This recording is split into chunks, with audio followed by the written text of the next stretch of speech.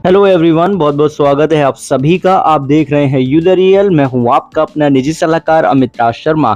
आज की वीडियो में हम Shriram life insurance company limited के माई स्पाउस टर्म प्लान के बारे में जानेंगे। जैसा कि आपको नाम से पता ही लग रहा है कि माई स्पाउस टर्म प्लान यानी कि इस प्लान के अंदर हस्बैंड वाइफ अपने आप को अंडर द कवर कर सकते हैं। बेनिफिट किस तरीके से आगे बताऊंगा। पहले हम बात करेंगे एलिजिबिलिटी क्राइटेरिया की। इस प्लान को लेने के लिए जो आयु सीमा रखी गई है वो 18 साल से लेकर के 55 साल तक की है। मैच्योरिटी एज का लिमिट 28 साल से लेके 75 साल का है। पॉलिसी टर्म 10 साल है, कम से कम 10 साल का तो लेना ही होगा। मैक्सिमम 57 यानी कि 57 साल तक का मिल सकता है, जितना आपकी एज इस लिमिट के अंदर अलाउ करे।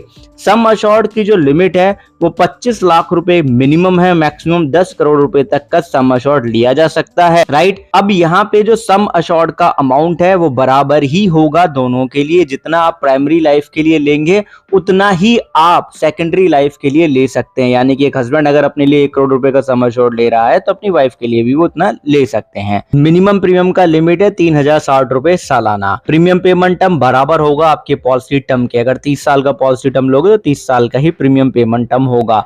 Shriram life my spouse term plan को लेते वक्त आपको ये चीज समझ में आ ही जाएगी कि आप हस्बैंड वाइफ दोनों ही अंडर द कवर आएंगे। और यहाँ पे जो प्राइमरी लाइफ होगा वो व्यक्ति होगा जिसकी इनकम ज्यादा होगी, जो अपने नाम से प्लान लेगा।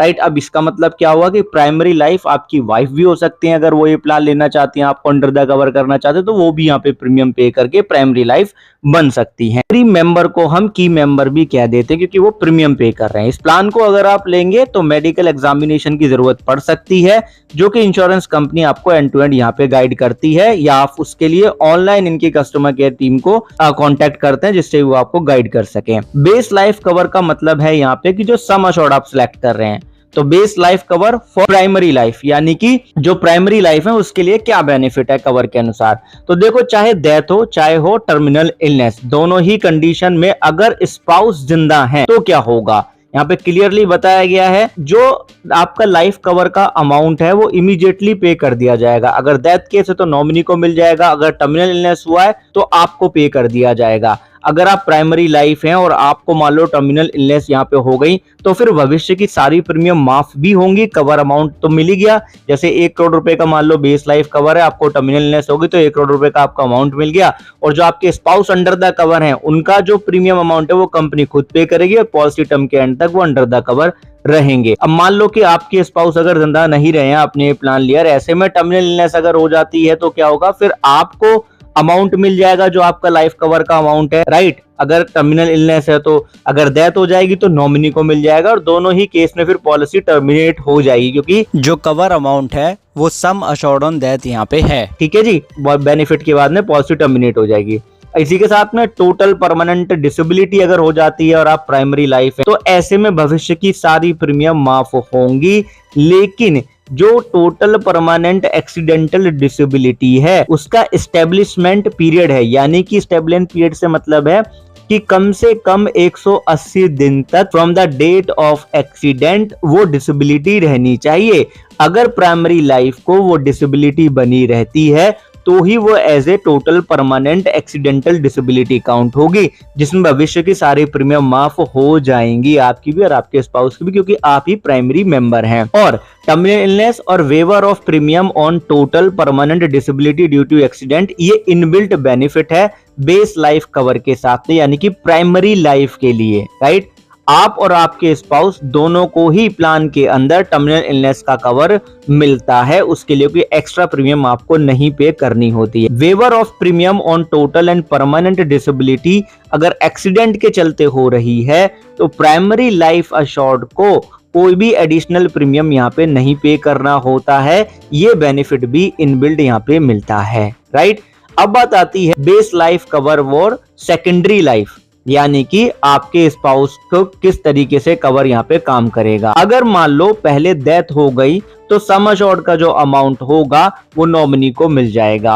अगर टर्मिनल इलनेस हो गई और प्राइमरी लाइफ यहाँ पे जीवित है, डेथ हो रही है और प्राइमरी लाइफ जीवित है, तो भी सेम चीज होगी कि लाइफ कवर का अमाउंट है वो क्लेम के रूप में मिल जाएगा और फिर पॉलिसी आगे कंटिन्यू रहेगी जब तक प्राइमरी लाइफ जीवित रहेंगे। मान लो अगर प्राइमरी लाइफ जीवित नहीं रहे और ऐसे में अगर डेथ हो गई सेकेंडरी लाइफ की, तो वही डेथ अमाउंट जो होगा, सम एश्योर्ड ऑन डेथ का जो अमाउंट होता है लाइफ कवर, वो मिल जाएगा। अगर टर्मिनल इलनेस हो गई तो भी सम एश्योर्ड ऑन डेथ का अमाउंट जो होता है वही मिलना होता है, फिर पॉलिसी टर्मिनेट हो जाएगी क्योंकि प्राइमरी जो लाइफ है उनकी डेथ हो चुकी है। अब यहाँ पे एक और कंडीशन आती है हाइपोथेटिकल, कि दोनों की ही अगर डेथ हो जाती है तो फिर भाई नॉमिनी को 2 करोड़ रुपए मिल जाएंगे। कैसे? अगर 1 करोड़ रुपए का कवर आपने अपने लिए लिया है और 1 करोड़ का कवर आपने अपने स्पाउस के लिए, तो टोटल अमाउंट 2 करोड़ हो जाएगी, आपके नॉमिनी को मिल जाएगा, पॉलिसी टर्मिनेट हो जाएगा। अगर दोनों को ही टर्मिनल इलनेस हो गई तो उस केस में भी यहाँ पे फिर 2 करोड़ रुपए का जो अमाउंट होगा, मैं आपको उदाहरण के साथ बता रहा हूँ कि अगर 1-1 करोड़ का सम एश्योर्ड लिया है तो टोटल अमाउंट 2 करोड़ का हो गया, पे कर दिया जाएगा और पॉलिसी टर्मिनेट हो जाएगी। प्लान में प्राइमरी डेथ सम एश्योर्ड क्या है जी? आपके सालाना प्रीमियम का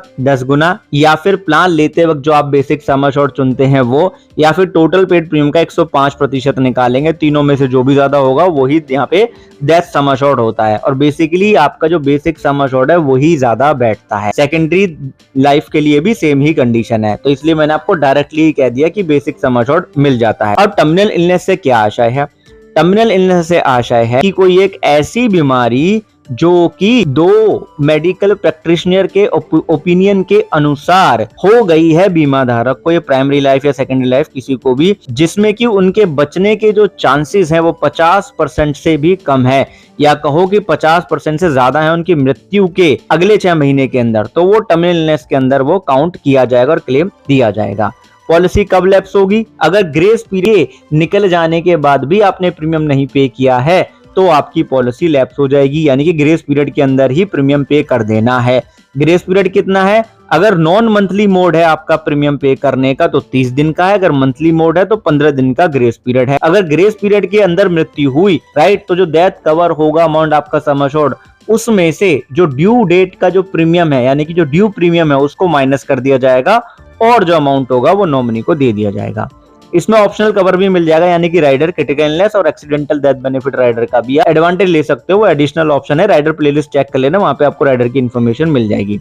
accidental total permanent disability applicable for primary life only, यानी कि जो की मेंबर जो प्रीमियम पे कर रहे हैं, ठीक है, अपने अकाउंट से। अब ये जो परमानेंट डिसेबिलिटी है, ये एक्सीडेंट की डेट से 90 दिन के अंदर हो जानी चाहिए और 180 दिन तक रहनी चाहिए। जैसे कि अनेबल टू वर्क, यानी कि वो अपना काम करने लायक नहीं रहे हैं, जिससे वो जीविका अर्जन कर रहे थे, उनका जो, या तो उनकी भाई जॉब हो सकती है या बिजनेस हो सकते है, उसे करने लायक अगर नहीं रहता उसको अनेबल टू वर्क कहा गया है। लॉस ऑफ लिम्स और विजुअल लॉस, साफ लिखा है यहाँ पे कि भाई दोनों लिम्स यानी कि हाथ पैर का नुकसान हो जाए, दोनों आंखों की आईसाइट चली जाती है, या एक हाथ में नुकसान हो जाए और एक आंख की रोशनी चली जाए, तो यहाँ पे वो लॉस ऑफ लिम्स और लॉस ऑफ विजुअल में वो आ जाता है। अब आता है यहाँ पे थर्ड ऑप्शन की लॉस ऑफ इंडिपेंडेंस एग्जिस्टेंस, यानी कि वो अपने आप कोई कार्य करने लायक नहीं रह रहे हैं। जैसे कि 6 कंडीशन यहाँ पे दी गई हैं: washing, dressing, transferring, mobility, toileting, feeding, right. इनमें से अगर 3 हो जाती हैं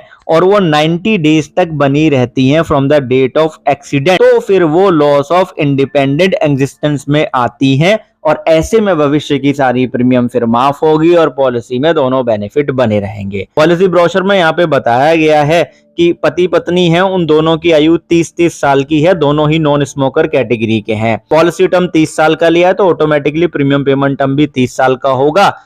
जो बेस लाइफ कवर लिया जा रहा है वो 1 करोड़ रुपए का है, यानी कि 1 करोड़ रुपए का कवर हो गया हस्बैंड के लिए और 1 करोड़ रुपए का कवर हो गया वाइफ के लिए। तो जो प्राइमरी लाइफ है यहाँ पे 7,343 रुपए का प्रीमियम पे करेंगे, और उदाहरण में यहाँ पे वो मेल है यानी कि हस्बैंड है। सेकेंडरी लाइफ में 7,065 रुपए का प्रीमियम पे करेंगे और वहां पे उनकी वो वाइफ है यानी कि फीमेल, राइट।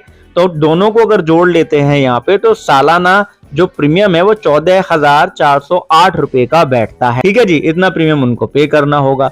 अब मान लो कि हस्बैंड को अगर टर्मिनल इलनेस हो गई तो यहाँ पे 1 करोड़ रुपए का जो अमाउंट है वो मिल जाना है, क्योंकि वो लाइफ कवर है, और भविष्य की फिर आगे की जो प्रीमियम है वो माफ हो जाएंगी। पॉलिसी कंटिन्यू चलती रहेगी, उनकी जो श्रीमती है वो अंडर द कवर रहेंगी। अगर उनकी आगे चल के डेथ हो गई तो भी उस कंडीशन में सेम ही उनका लाइफ कवर यहाँ पे बना रहने वाला है, क्योंकि टर्मिनल इलनेस के रूप में ऑलरेडी कवर मिल चुका है, तो उनको और आगे कुछ नहीं मिलेगा। अगर टोटल एक्सीडेंटल परमानेंट डिसेबिलिटी हो जाती है तो भविष्य की प्रीमियम माफ हो जाएंगी, प्लान कंटिन्यू चलता रहेगा, दोनों के लिए टोटल 2 करोड़ रुपए का अमाउंट। अगर दोनों की मृत्यु हो गई तो नॉमिनी को 2 करोड़ रुपए मिल जाने हैं। अगर आगे चल के एक की मृत्यु हो गई और एक जिंदा रहा तो एक करोड़ रुपए मिलेगा। ठीक है, इस तरीके से काम करता है। बाकी ऑनलाइन आप इनके कैलकुलेटर पे कैलकुलेट कर सकते हैं। आपका कोई यहाँ पे कंफ्यूजन है तो कमेंट सेक्शन में पूछ लीजिएगा, मैं रिप्लाई जरूर करता हूँ, शॉर्ट वीडियो के फॉर्म में या कमेंट सेक्शन में अभी तक करता हूँ। चाहे मैं आपको हैंड टू हैंड रिप्लाई ना दे पाऊँ, लेकिन रिप्लाई जरूर करता हूँ। धन्यवाद।